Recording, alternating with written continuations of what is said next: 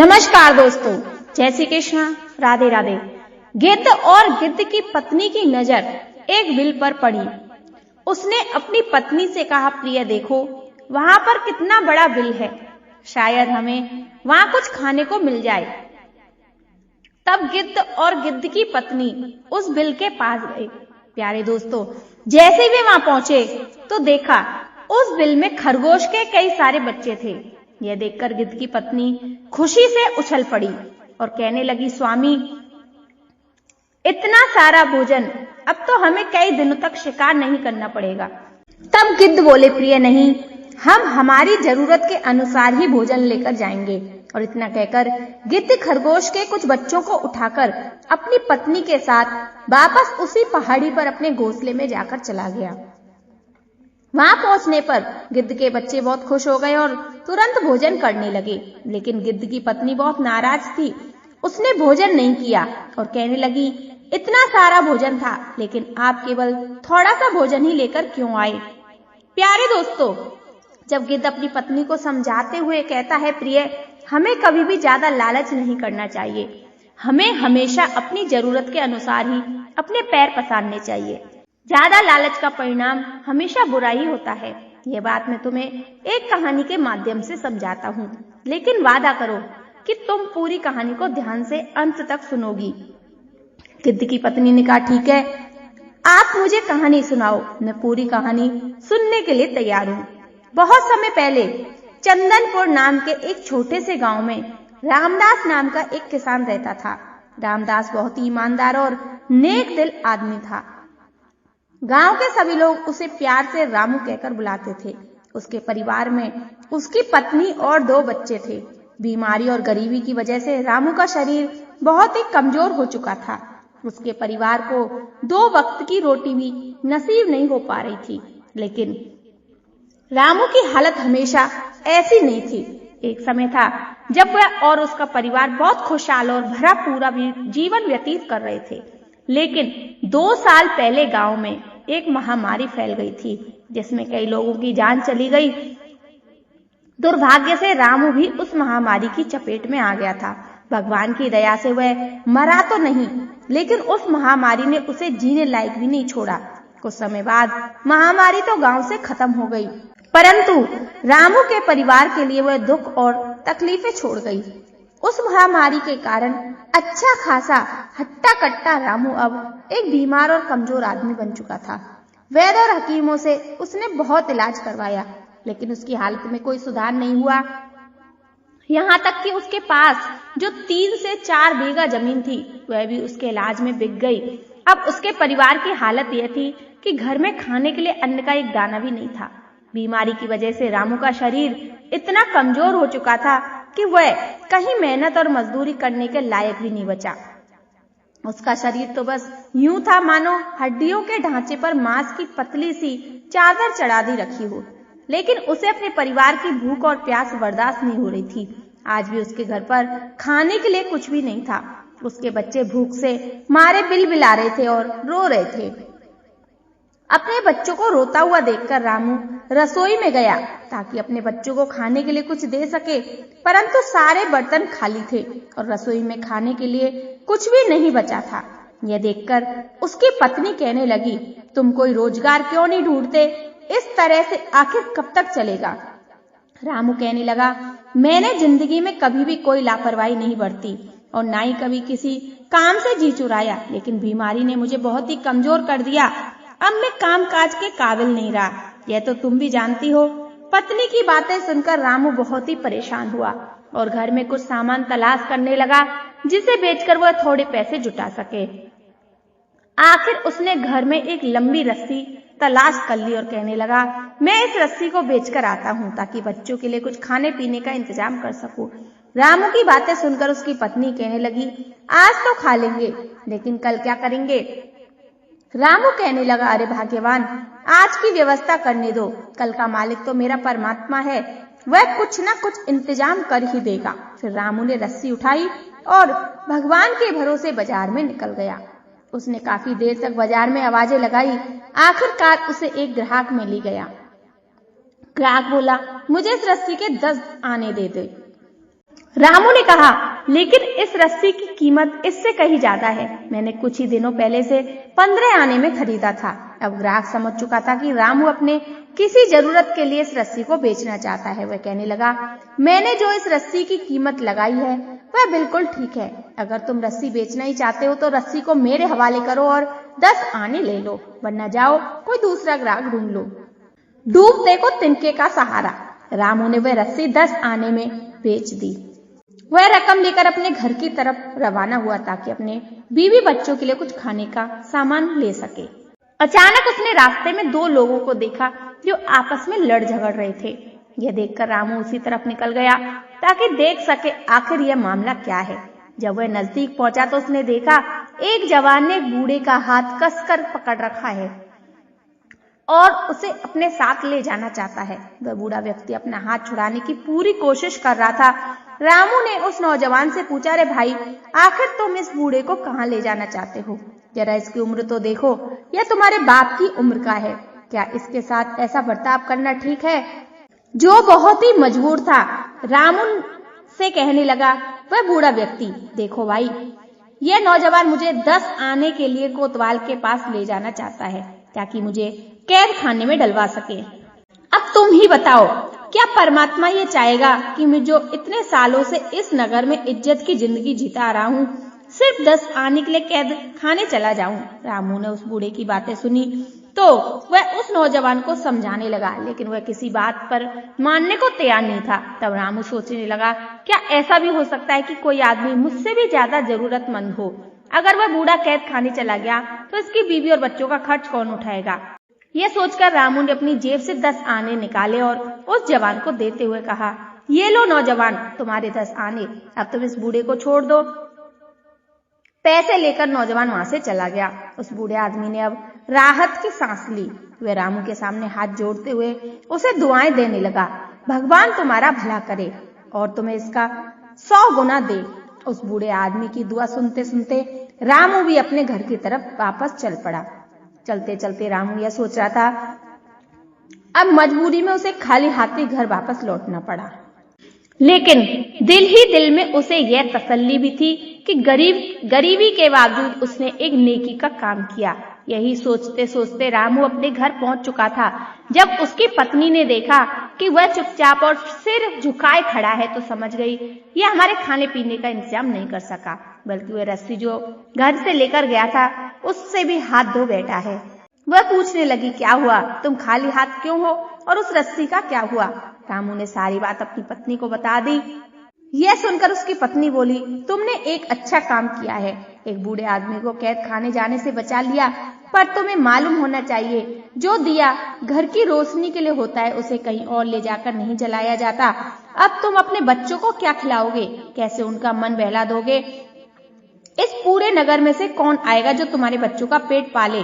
वह कहने लगा, तुम ठीक कहती हो, मैं तुम्हारी बातों से बिल्कुल सहमत हूँ, लेकिन वह बेचारा बूढ़ा आदमी हमसे ज्यादा मुसीबत में था। पत्नी कहने लगी, अब तुम्हारे रोने धोने से कुछ नहीं होगा, जो भी होना था वह हो चुका। इन सब बातों को छोड़ो और आइए, आइंदा के लिए ऐसी कोई गलती मत करना। रामू जानता था कि उसकी पत्नी की बातें कड़वी जरूर है लेकिन सच है।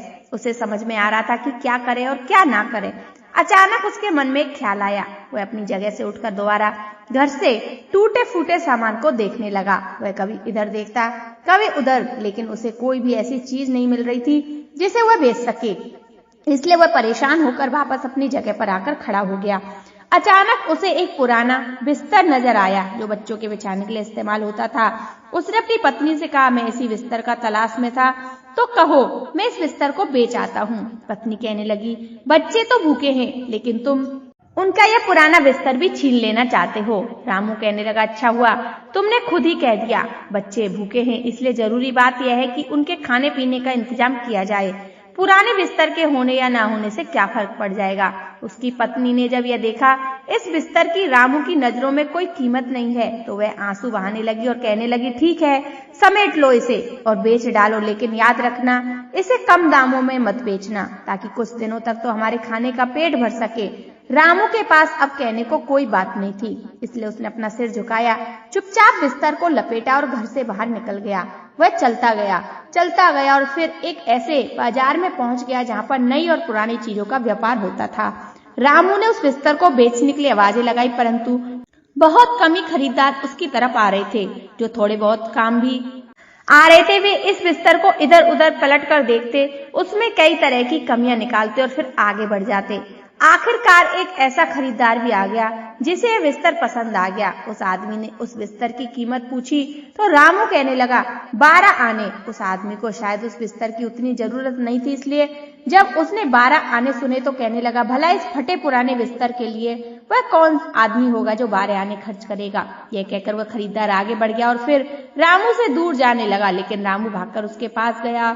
उसने उस आदमी का हाथ पकड़ा और कहने लगा हुजूर ऐसा जुल्म ना करें, मुझे पैसों की जरूरत है, इसलिए मैं इससे कम कीमत पर भी आपको यह बिस्तर बेच दूंगा। आखिरकार उसने यह बिस्तर 8 आने में बेच दिया और पैसे लेकर अपने घर की तरफ रवाना हो गया। वह रास्ते में सोचने लगा कि आखिर मैं अपने बच्चों के लिए ऐसा क्या खरीदूं कि उनका पेट भी भर जाए और उनका दिल भी बहल जाए। इतने में उसे एक बूढ़ी महिला के रोने की आवाज सुनाई दी। जब रामू ने आवाज सुनी तो वह रुक गया और देखने लगा कि वह आवाज कहां से आ रही है। तभी उसने देखा एक बुजुर्ग महिला ने अपने जवान बेटे का हाथ पकड़ा हुआ था और उससे कह रही थी मुझे किसी वैद्य या हकीम के पास ले चलो। लेकिन वह नौजवान उस बुजुर्ग महिला से अपना पीछा छुड़ाना चाहता था और कह रहा था माँ मुझे जाने दो, मैं तेरे इलाज के लिए रकम कहाँ से लेकर आऊं। रामू ने जब उसका यह झगड़ा देखा तो आगे बढ़ा और उससे झगड़े की वजह पूछने लगा। बुजुर्ग महिला कहने लगी मैंने अपने इस बेटे को पालने के लिए दिन रात एक करके मेहनत की, पर आज जब मैं बूढ़ी हो चुकी हूँ तो यह मुझे किसी वैद्य हकीम के पास नहीं ले जा रहा। वह नौजवान कहने लगा मैं इस बात से सहमत हूँ कि मेरी माँ ने बड़ी तकलीफों से मुझे पाला और मुझे पाल पोस कर बड़ा किया, लेकिन मैं मजबूर हूँ, मेरे पास इतनी रकम नहीं कि मैं अपनी माँ की हकीम के पास ले जा सकूं। रामू ने जब यह सुना तो वह कुछ परेशान सा हो गया। फिर उसने अपनी सारी रकम यानी 8 आने अपनी फटी पुरानी चादर से निकाले और उस नौजवान को दे दिए। उस नौजवान को रामू के इस काम पर विश्वास भी नहीं हो रहा था। उसने चाहा कि वह रामू के कदमों में गिर पड़े, लेकिन रामू ने उसे ऐसा करने से रोक दिया और कहने लगा तुम अपनी जरूरत पूरी करो और अपनी माँ का इलाज करवाओ। इसके बाद वह दोनों माँ बेटे वहां से चले गए। रामू वापस तरह तरह के ख्यालों में खो गया। वह बेचारा बहुत ही हैरान और परेशान था, इधर उधर देख रहा था। कुछ देर के बाद वह अपने घर की तरफ चल पड़ा, लेकिन भूख और बीमारी की वजह से उससे वह चला भी नहीं जा रहा था। फिर भी वह अपने घर जाने को मजबूर था। गिरता पड़ता वह किसी तरह अपने घर पहुंचा। उसने दरवाजे पर दस्तक दी। उसकी पत्नी और बच्चे इसी इंतजार में थे, इसलिए उसकी पत्नी ने फौरन दरवाजा खोल दिया। उसकी पत्नी के चेहरे पर खुशी साफ झलक रही थी, लेकिन जब उसने अपने पति के चेहरे पर मायूसी देखी तो उसकी खुशी भी गम में बदल गई। पत्नी कहने लगी अरे ये तुमने क्या किया, तुम एक बार फिर से खाली हाथ आ गए। रामू ने जब अपनी पत्नी को गुस्से में देखा तो उसे सारी बात बता दी। सारी बात सुनने के बाद उसकी पत्नी बोली तुम्हें तो सिर्फ दूसरे लोगों से प्यार है, उन्हें मुसीबत में देखकर तुम उसकी सहायता कर रहे हो, लेकिन पता नहीं तुम्हें अपने बच्चों पर दया क्यों नहीं आती। अब तुम ही बताओ कि हम क्या करें, कहाँ जाएं? अब मेरे बच्चों में ज्यादा देर तक भूख को बर्दाश्त करने की हिम्मत नहीं है। अब तो लगता है भूख के मारे इनकी जान ही निकल जाएगी। रामू में अब इतनी हिम्मत भी नहीं थी कि वह अपनी पत्नी से नजरें मिला सके। कहने लगा मेरा परमात्मा सब कुछ जानता है, अगर तुम भी उस बूढ़ी औरत की फरियाद सुनती तो तुम भी वही करती जो मैंने किया था। लेकिन विश्वास रखो भगवान कोई ना कोई रास्ता जरूर निकाल देगा। अगर इस बात में कोई चीज बेचने के लिए ले गया तो उसे बेचूंगा नहीं बल्कि गिरवी रखूंगा, ताकि कम से कम उस चीज से हमें हाथ ना धोने पड़े। पत्नी कहने लगी क्या तुम्हारे घर में कोई ऐसी चीज बची हुई है जिसे तुम गिरवी रख सको? रामू अपने घर में इधर उधर देखने लगा और फिर बोला वह सुराही कैसी रहेगी? वह सुराही तुम मुझे दे दो ताकि इसके बदले में कोई छोटी सुराही खरीद लूं और साथ ही कुछ खाने पीने का इंतजाम भी कर कर ले आऊं। उसकी पत्नी जो पहले से ही गुस्से में थी कहने लगी अब तो तुम इस सुराही से भी हाथ धो लो। यह सुराही ना तो तुमसे कोई खरीदेगा और ना ही इसे कोई गिरवी रखेगा, बल्कि ऐसा करो या तो यह सुराही किसी को दान कर दो या फिर इसे तोड़ दो। मायूस रामू आगे बढ़ा और उसने सुराही उठा ली। कहने लगा देखो मुझे इतना बेइज्जत मत करो, मैं यह सब कुछ अपने बच्चों के लिए ही तो कर रहा हूँ। इसके बाद रामू ने वह सुराही उठाई और बाजार की तरफ निकल गया। बाजार में पहुंचने पर वह सबसे पहले एक साहूकार के पास गया, उससे कर्ज मांगने लगा। साहूकार ने कहा, बेशक मैं तुम्हें कर्ज दे दूं, परंतु कर्ज के बदले में तुम्हें कुछ सामान मेरे पास गिरवी रखना पड़ेगा। रामू ने उसे वह सुराही दिखाते हुए कहा, इस समय तो मेरे पास इस सुराही के अलावा और कुछ नहीं है। साहूकार ने उस सुराही को देखा और कहने लगा, आखिर ये पुरानी सी सुराही जिसका रंग भी उड़ा हुआ है, इसके बदले में तुम्हें कितने पैसे चाहिए? यह तो गिरवी रखने के काबिल बिल्कुल भी नहीं है, इसलिए तुम वापस जाओ और कोई ऐसा सामान लेकर आओ जो गिरवी रखने के लायक हो। इसके बाद रामू साहूकार की दुकान से बाहर निकल गया। उसने कई बाकी दुकानों पर भी उस सुराही को बेचने की कोशिश की, लेकिन उसकी बात नहीं बनी, क्योंकि वह सुराही बहुत ही पुरानी थी और कोई भी उस सुराही के बदले उसे कर्ज देने के लिए तैयार नहीं हुआ। सूरज ढलने वाला था और अंधेरा छाने वाला था। रामू मनी मन उम्मीद खो चुका था। मनी मन वह सोचने लगा, शायद मैंने अपनी पत्नी से वादा करके गलती की। इस सुराही को कोई भी गिरवी नहीं रखेगा, अब मुझे इस सुराही को बेच ही देना चाहिए। उसने यह फैसला किया और वापस बाजार की तरफ पलटा। आवाजें लगाकर वह सुराही के लिए खरीदार ढूंढने लगा। अब उसकी सारी उम्मीदें इस सुराही पर ही टिकी थी, ताकि वह इसे बेच सके और अपनी पत्नी और बच्चों के लिए कम से कम एक वक्त का खाना तो ला सके। लेकिन उसकी बदकिस्मती, उसे और भी खरीदार नहीं मिला। अब सूरज ढल चुका था और अंधेरा हो चुका था, इसलिए वह बाजार में सिर्फ अकेला ही रह गया। इसके बाद वह एक माध्यम सी रोशनी में जाकर बैठ गया, जो एक मकान की खिड़की से आ रही थी। वह सोच रहा था कि इस हालत में वह कैसे अपने घर वापस जाए और अपनी पत्नी और बच्चों को क्या जवाब दे। अभी वह यह सब कुछ सोच ही रहा था कि तभी उसे एक मछली बेचने वाले की आवाज सुनाई दी। वह मछली बेचने वाला भी रामू की तरह ही गरीब और परेशान था, इसलिए वह भी उसी जगह पर आकर बैठ गया जहां पर रामू बैठा हुआ था। उस मछली बेचने वाले के पास एक लाल रंग की मछली थी, जो उसने वहीं पर रख दी। जल्दी वह दोनों एक दूसरे से बातें करने लगे और अपने बारे में एक दूसरे को बताने लगे। मछली बेचने वाला कहने लगा, हम दोनों की हालत बिल्कुल एक जैसी है, क्यों ना हम ऐसा करें जिससे तुम्हें इस सुराही से छुटकारा मिल जाए और मुझे इस मछली से। मेरे पास यह एक लाल रंग की मछली बची हुई है, मैं तुमसे यह सुराही ले लेता हूँ और तुम मुझसे यह मछली ले लो। यह मछली लेकर तुम अपने घर चले जाओ, ताकि आज की रात तो कम से कम तुम्हारी पत्नी और बच्चे अपना पेट भर सके। रामू ने कुछ सोचा और फिर कहने लगा, हमारे पास इसके अलावा और कोई चारा भी नहीं हो सकता। इसके बजाय मैं खाली हाथ अपने घर जाऊं, कम से कम एक मछली तो मेरे पास होगी। अब रामू एक छोटी सी मछली का मालिक बन गया, लेकिन मछली बेचने वाले को उसके बदले में एक बड़ी सी सुराही मिल चुकी थी। मछली बेचने वाले ने जल्दी से सुराही ले ली और अपने घर की तरफ रवाना हो गया। जो छोटी सी लाल मछली अब रामू के पास आ चुकी थी, रामू उस मछली को लेकर अपने घर की तरफ चल पड़ा। बेचारा रामू आह भरते और आंसू बहाता हुआ अपने घर की तरफ चल पड़ा। उसने बड़े ही मायूस दिल से अपने घर पर दस्तक दी। उसकी पत्नी ने दरवाजा खोला। रामू जानता था कि उसकी पत्नी और उसके बच्चे उसी का इंतजार कर रहे थे। वह घर में दाखिल हुआ और उसने अपनी पत्नी और बच्चों के सामने वह लाल रंग की मछली रख दी और इंतजार करने लगा उसकी पत्नी क्या कहती। हालांकि यह मछली छोटी सी थी। रामू कुछ देर तक चुप रहा और फिर बोला, मैंने वह सुराही गिरवी नहीं रखी, बल्कि उसके बदले में इस मछली को ले लिया। यह सुनकर उसकी पत्नी, जो मछली को देखकर बहुत ही खुश थी, लेकिन यह बात सुनते ही उसके चेहरे का रंग बदल गया। वह कहने लगी, क्या तुमने वह सुराही बेचकर यह मछली ले ली? अब हमारे घर में बचा ही क्या है? तुमने तो जाने से पहले मुझसे यह वादा किया था कि तुम वह सुराही बेचोगे नहीं, बल्कि गिरवी रखोगे। रामू सिर झुकाए अपनी पत्नी की बातें सुन रहा था। वह सिर्फ इतना ही कह सका, उस सुराही को कोई भी गिरवी रखने को तैयार नहीं था। मैं मजबूर था, इसलिए मुझे सुराही के बदले ये मछली लेनी पड़ी। पत्नी, जो कि बहुत ही नाराज थी, अपनी जगह से उठी और एक थाल ले आई। उसमें मछली को काटकर उसे साफ करना शुरू किया। वह इसी तरह से मछली साफ कर रही थी, तभी हैरानी से कहने लगी, अरे ये क्या है जो चांद की तरह चमक रहा है? रामू आगे बढ़ा और जब उसने मछली के पेट में देखा तो खुशी से चिल्लाने लगा, मोती, अरे भाग्यवान, यह तो कीमती मोती है। रामू के चिल्लाने से उसका उदास घर खुशी से भर गया था। वह रात उसकी पत्नी और उसके बच्चों ने ईश्वर से प्रार्थना करते हुए गुहार दी और खुशी से फूले नहीं समाये। अब वे सुबह का इंतजार करने लगे जब जोहरी अपनी दुकान खोलेगा। तभी जोहरी ने अपनी दुकान खोली थी कि रामू उसके पास पहुंच गया। उसे उस मोती के बदले में अशर्फियों से भरी हुई 2 थैलियां मिल गई। इस बार वह खाली हाथ नहीं था, बल्कि उसके दोनों हाथों में अशर्फियों से भरी हुई थैलियां थी।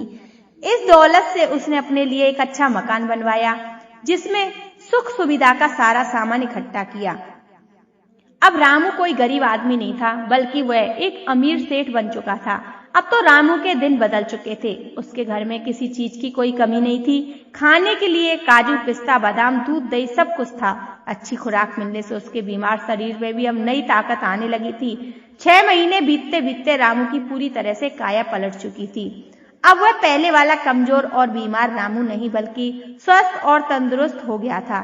चेहरे पर लाली, होठों पर मुस्कान, साफ सुथरे कपड़े उसकी पहचान बन चुके थे। परंतु दिल से रामू आज भी वही पुराना रामू था, जिसके मन में दूसरों के लिए दया और प्यार भरा हुआ था। इन 6 महीनों के दौरान उसके पूरे परिवार की काया ही बदल चुकी थी। पूरे इलाके में यह बात फैल चुकी थी कि रामू को एक मछली के पेट में मोती मिला, जिसे बेचकर उसकी जिंदगी बदल गई। समय के साथ धीरे धीरे यह बात उस मछली बेचने वाले तक भी पहुंच गई, जिसने वह मछली रामू को सुराई के बदले में दी थी। जब उसे इस बात का पता चला उसकी दी हुई मछली से रामू अमीर बन गया है, तो उसने मन में विचार किया, क्यों ना मैं रामू के पास जाऊं और उस मछली के बदले में कुछ और रकम मांगूं, क्योंकि उसकी दी हुई मछली की वजह से ही आज रामू एक सेठ बन चुका था। यह सोचकर वह मछली बेचने वाला अगले दिन रामू के घर जा पहुंचा। जब रामू ने उसे देखा तो देखते ही पहचान लिया और अपने स्वभाव के मुताबिक उसने मछली वाले को देखते ही कहा, आओ दोस्त, कैसे हो तुम? तुम्हारी वजह से ही आज मेरी किस्मत बदल चुकी है। रामू ने उसकी खूब खातिरदारी की और फिर जब वे दोनों बातें करने बैठे तो मछली बेचने वाला कहने लगा, रामू भाई, मेरी दी हुई मछली के कारण ही तुम एक सेठ बने हो। उसी में से मुझे कीमती मोती मिला था, तो क्या मुझे इनाम में कुछ मिलना नहीं चाहिए? उसकी यह बात सुनकर रामू एक पल के लिए हैरान रह गया, परंतु फिर मुस्कुराते हुए कहने लगा, हाँ दोस्त, तुम्हारे साथ मैंने जो सौदा किया था उसी की वजह से मैं आज इसका मालदार हो चुका हूँ। तुम यहीं पर ठहरो, मैं अभी तुम्हारे लिए कुछ लेकर आता हूँ। यह कहते हुए रामू अंदर गया और एक थैली लेकर आ गया। एक थैली उसमें मछली बेचने वाले को दी और कहने लगा, दोस्त, इसमें पूरी 100 सोने की अशर्फियां हैं। मेरे ख्याल में इतनी रकम इनाम के तौर पर तुम्हारे लिए काफी रहेगी। उस आदमी ने जब अशर्फियों से भरी हुई थैली देखी तो उसकी आंखों में चमक आ गई, लेकिन उसके मन में अब लालच आ चुका था। वह कहने लगा, रामू भाई, तुम सिर्फ 100 अशर्फियां देकर मुझे बहलाना चाहते हो। तुमने वह मोती बेचकर तो दौलत हासिल कर ली, उसका आधा हिस्सा मुझे चाहिए। यह सुनकर रामू के चेहरे का रंग उड़ गया। वह कहने लगा, देखो भाई, वैसे तो उस सौदे में मछली के बदले तुम्हें मैंने सुराई दे दी थी, लेकिन यह तो मेरी ईमानदारी और नेक दिली है कि मैं तुम्हें 100 अशर्फियां दे रहा हूँ। वह आदमी कहने लगा, नहीं रामू, मैं तो तुमसे अपना हक मांग रहा हूँ। इस पर रामू ने कहा, मैंने तुमसे जब मछली खरीदी थी तो उस सौदे के साथ वह मोती भी उस मछली के साथ ही था। उस मोती को बेचकर जो भी दौलत मिली उस पर मेरा पूरा हक है। जब दोनों के बीच इस बात को लेकर बहस होने लगी तो आस पड़ोस के लोग भी वहां पर इकट्ठा हो गए। आखिर में फैसला यह हुआ कि वे दोनों अपने मुकदमे को लेकर राजा के दरबार में जाएंगे और राजा ही इस बात का सही फैसला करेगा। रामू और वह आदमी दोनों राजा के दरबार में पहुंचे। जब रामू और वह आदमी दोनों ने राजा जी से बात करनी शुरू की, राजा को सारी बात बताई, किस तरह से वह बीमारी की वजह से कंगाल और कमजोर हो चुका था। फिर उसे अपने परिवार का पोषण करने के लिए घर की चीजों को बेचना पड़ा। आखिर में उसने इस मछली वाले के साथ सौदा किया, जिसमें अपनी पुरानी सुराई के बदले उसने एक लाल रंग की मछली ले ली और फिर उस मछली में से सफेद रंग का एक मोती निकला, जिसे बेचकर उसे बेशुमार दौलत हासिल हुई थी और उसकी गरीबी दूर हो गई। आज 6 महीने के बाद ये आदमी मुझसे उस मोती की हिस्सेदारी मांगने आया है। सारी बात सुनने के बाद राजा ने उस मछली बेचने वाले को पूछा, रामू जो भी बातें कह रहा है क्या वह सच है? क्या तुमने इसे लाल रंग की मछली दी थी? उस आदमी ने कहा, महाराज, सारी बातें बिल्कुल सच है। मैंने ही इसे एक लाल रंग की मछली दी थी और उसके बदले में एक सुराई मैंने इससे ले ली थी, परंतु मैंने सिर्फ मछली बेची थी, उसके पेट में जो मोती था वह नहीं। राजा ने पूछा, क्या तुम खुद मछलियां पकड़ते हो? वह आदमी कहने लगा, नहीं हुजूर, मैं तो सिर्फ मछलियां बेचता हूँ। मैं इन्हें मछुआरों की बस्ती में से एक मछुआरे से खरीद कर लाया हूँ। तब राजा ने कहा, अगर मछली के पेट में से निकले हुए मोती पर तुम अपना हक जता रहे हो तो मेरे हिसाब से इसमें एक हिस्सेदार और बनता है, और वह है मछुआरा जिसने इस मछली को पकड़ा था। मुझे कोई भी फैसला देने से पहले उस मछुआरे की वाही भी लेनी पड़ेगी, इसलिए तुम जाओ और कल दरबार में उस मछुआरे को लेकर हाजिर हो जिसने तुमसे यह मछली खरीदी थी। इसके बाद राजा ने दोनों को वापस भेज दिया। मछली बेचने वाला वह आदमी अब दुविधा में पड़ चुका था, लेकिन फिर भी वह राजा के कहने पर मछुआरों की बस्ती में जा पहुंचा। उसने उस मछुआरे को ढूंढने की कोशिश की जिससे 6 महीने पहले उसने वह मछली खरीदी थी, परंतु काफी ढूंढने के बाद भी वह मछुआरा उसे नहीं मिला। अगले दिन वह फिर से दरबार में पहुंचा और उसने कहा, महाराज, मैंने काफी ढूंढने की कोशिश की परंतु मुझे वह मछुआरा कहीं पर नहीं मिला। राजा ने कहा, अगर यह बात है तो मुझे यह फैसला रामू के पक्ष में ही सुनना होगा। यह सुनकर वह आदमी कहने लगा, महाराज, मुझे 1 दिन का वक्त और दीजिए, मैं कैसे भी करके उस मछुआरे को ढूंढ कर लाऊंगा। उस दिन वह आदमी फिर से मछुआरे की बस्ती में गया और उस मछुआरे को ढूंढने लगा, परंतु उसे निराशा की ही आत लगी।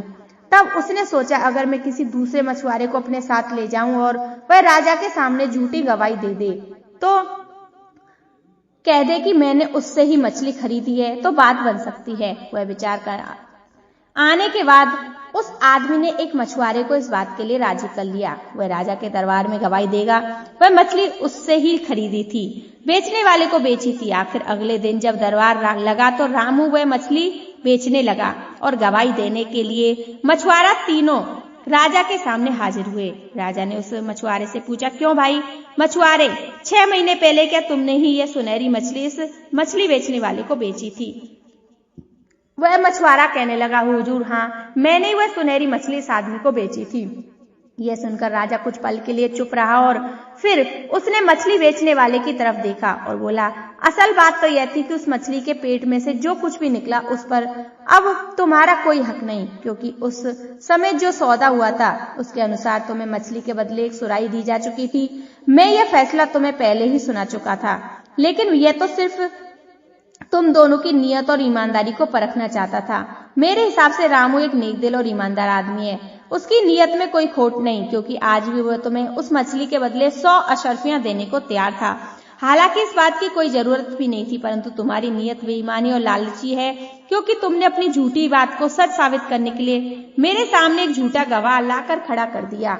तुमने इस मछुआरे को सब कुछ समझा दिया, मगर इसे मछली का रंग बताना भूल गए।